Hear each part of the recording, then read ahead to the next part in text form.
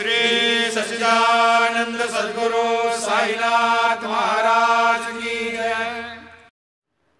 சாய் பக்தர்கள் அனைவருக்கும் அன்பான வணக்கங்கள். ஸ்ரீ சீரடி சாயி சகஸ்ரநாமாவளியின் விரிவுரை கேட்டுக்கொண்டிருக்கிறோம். அதில் தொடர்ந்து 771வது நாமம் யவன ஆலய பூஷணாய நமக. முகமதியர்களின் ஆலயத்தின் மசூதியின் ஆபரணமானவருக்கு நமஸ்காரம். 772வது நாமம் யசசா அபி மகாராஜாய நமக.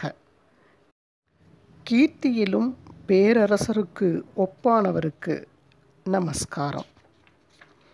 773வது நாமம் யசக பூரித பாரதாய நமக. பாரத தேசம் முழுக்க பரவிய புகழ் உடையவருக்கு நமஸ்காரம்.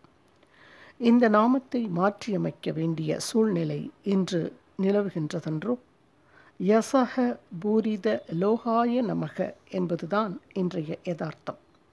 இந்த மாற்றத்தை ஸ்வர்க்கத்திலிருந்து கண்காணிக்கும் சுவாமிஜி பெருமகிழ்ச்சி அடைவார். 774வது நாமம் யஷ ரஷக பிசாசானம் சாநித்யாத் ஏவ நாசகாய நமக. யஷர்களையும் ராட்சசர்களின் தலைவனையும் பிசாசுகளையும் தமது வருகையாலேயே விரட்டுபவருக்கு நமஸ்காரம். தேவர்களையும் மனிதர்களையும் தவிர மற்ற இனத்தவரும் வேறு உலகங்களில் உள்ளனர். இவர்கள் 18 கணங்களாக பிரிக்கப்பட்டிருக்கின்றனர். அவர்களின் பெயர்கள் அசுரர், அந்தரர், அமரர், ஆகாயவாசிகள், யஷர், உரகர், கருடர், கந்தர்வர், கிம்புருஷர், கிண்ணரர், சித்தர், நிருதர், பூதர், பைசாசர், போகபூமியர், முனிவர், விஞ்சயர், வித்யாதரர். இவர்களில் சில பிரிவினர் தீய சக்தி படைத்தவர்கள், தீமை செய்பவர்கள். உதாரணம் அசுரர், யட்சர், பைசாசர். சில பிரிவினர் நற்குணம் படைத்தவர்கள், நன்மை செய்பவர்கள். உதாரணம் சித்தர், முனிவர், கந்தர்வர். இவர்கள் அனைவருமே சாமானியரின் கண்களுக்கு புலப்பட மாட்டார்கள். சரித்திரபூர்வமான நிகழ்வு ஒன்றை பார்ப்போம். 1942ஆம் ஆண்டு ஏப்ரல் மாதம் தமிழ் புத்தாண்டு தினத்தன்று அகில இந்திய சாயி சமாஜம் தென்கூர் செல்வ விநாயகர் கோவில் தெருவிற்கு இடம் மாறியது. அதாவது சென்னையில் உள்ள மயிலாப்பூருக்கு இடம் மாறியது. அந்த வீடு பேய் பிசாசுகள் நடமாட்டம் உள்ளதாக கருதப்பட்டு காலியாகவே சில காலம் இருந்தது. அந்த வீட்டிற்கு சாய்நாதனுடன் சுவாமிஜி வந்து சேர்ந்தார். சாய்நாதன் அங்கு வந்து சேர்ந்த உடனேயே பேய் பிசாசுகள் இருந்தவிடம் தெரியாமல் ஓடிவிட்டன. பாபாவின் சன்னிதானமே பேய் பிசாசுகளை விரட்டிவிட்டது. இந்த நாமத்தின் மூல நிகழ்வு இதுதானோ?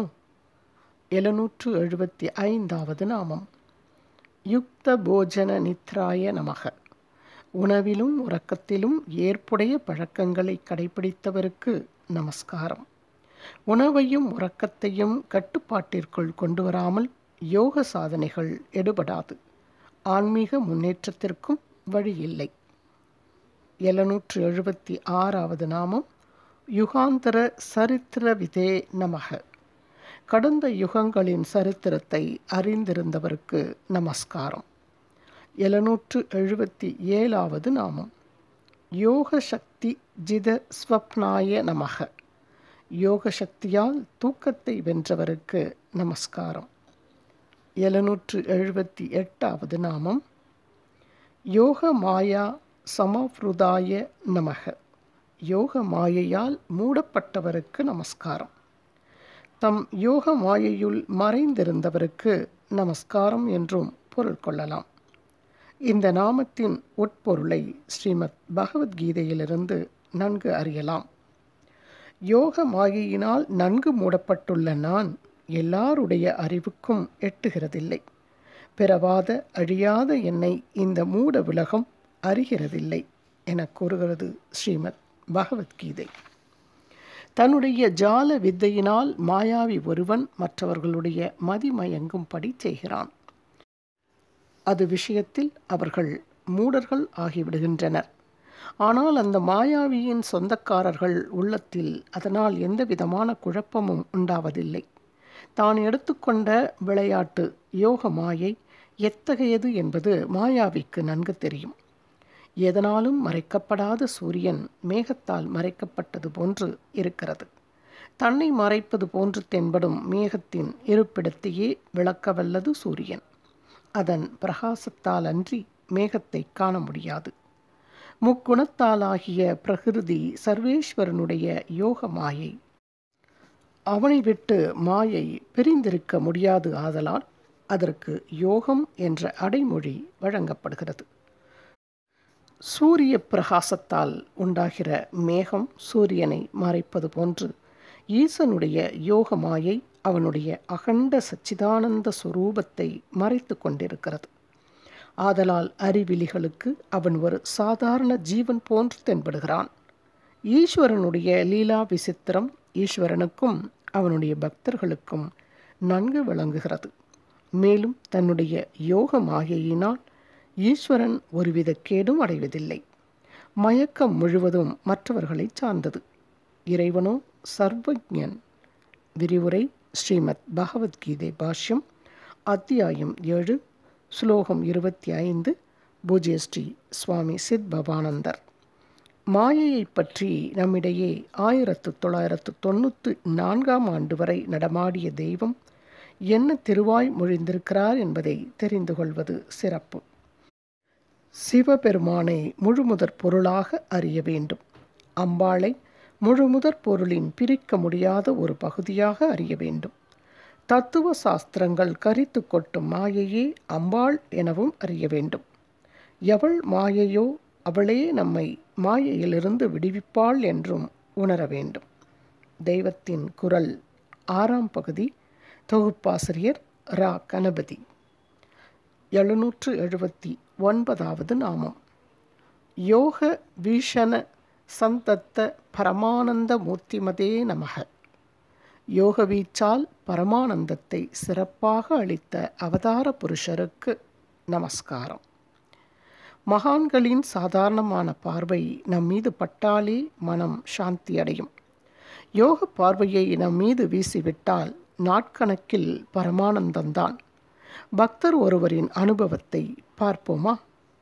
இன்று அதிகாலையில் எழுந்தேன். காக்கட ஆரத்திக்கு ஆஜரானேன். சாயின் மகாராஜ் மிகவும் மகிழ்ச்சியாக காணப்பட்டார். யோக பார்வையை தம் கடைக்கண்களால் என் மீது வீசினார். நாள் முழுவதும் நான் பேரானந்த நிலையை அனுபவித்தேன்.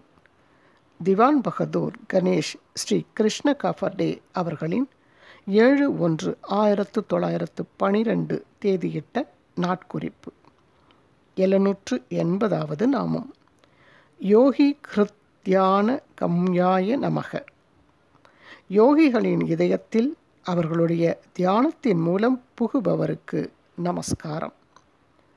சாந்தாகாரம் புஜகசயனம் பத்மநாபம் சுரேஷம் விஸ்வாதாரம் ககனசத்ருசம் மேகவர்ணம் சுபாங்கம் லக்ஷ்மிகாந்தம் கமலநயனம் யோகிகிருத் தியானகம்யம் வந்தே விஷ்ணும் பவபயகரம் சர்வலோகைக நாதம்.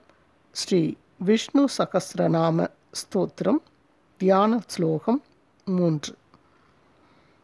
இதன் தொடர்ச்சியை அடுத்த ஆடியோவில் பதிவிடுகிறேன். தொடர்ந்து கேளுங்கள் நண்பர்களே. குரு வாழ்க, குருவே துணை. ஓம் சாய்ராம். श्री सच्चिदानंद सद्गुरु साईनाथ महाराज